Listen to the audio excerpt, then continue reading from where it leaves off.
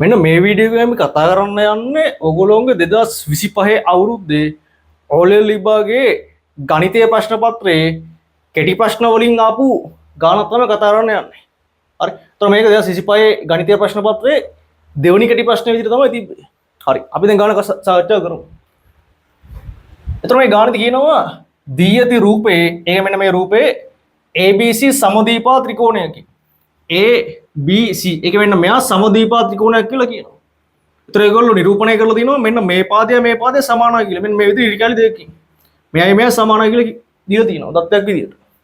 ඉතින් AB පාදය D තෙක් දික් කර ඇත. මොකක්ද AB පාදය? මේක තමයි AB පාදය. මෙන්න මේ AB පාදය D තෙක් දික් කරලා තිනවා කියලා කියනවා. ඒතර මේ ABD කියන්නේ සරල රේඛාවක්. හරිද?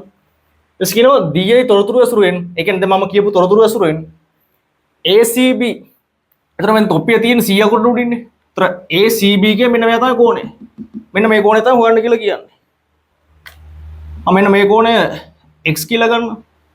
හරි. එතන x කෝණයේ විශාලත්වය තමයි හොයන්න කියලා කියන්නේ. හරි. දැන් බලමු කොහොමද හොයන්න කියලා. දැන් අපිට දත්ත දෙන මෙන්න මෙහෙම ABC සමදීපා ත්‍රිකෝණයක් කියලා කියනවා. එතන මෙයයි මේ සමානයි. සමදීපා ත්‍රිකෝණය ගත්තොත් අපි දන්නවනේ සමාන පාද දෙකට සම්මුඛව පිහිටි කෝණ සමාන වෙනවනේ. ඒ කියන්නේ මෙන්න මේ පාදයට සම්මුඛව පිහිටි කෝණය මෙන්න මෙයානේ. මෙන්න මේ කෝණය. හරි. ඊළඟ මෙන්න මේ පාදයට සම්මුඛව පිහිටි කෝණය මෙන්න මේ කෝණයනේ.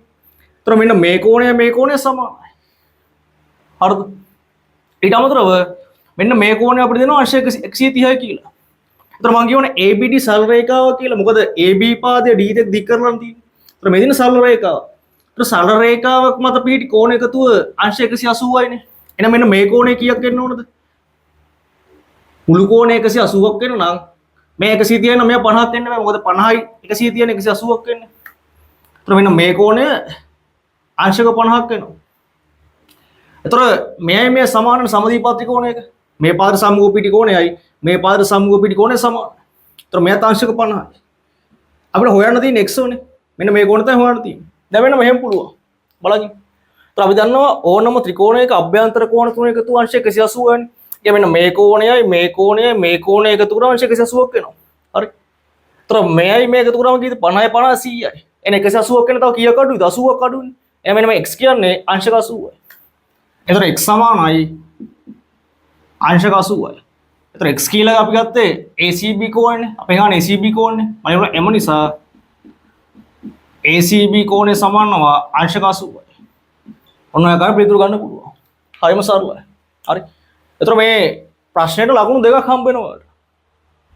හරිද? විනාඩි දෙකෙන් හදන්න ඕනේ. ඇත්තට විනාඩි දෙකක් යනවා මේ තප්පර 10න් විතර උත්තරය ගන්න පුළුවන්. හරි.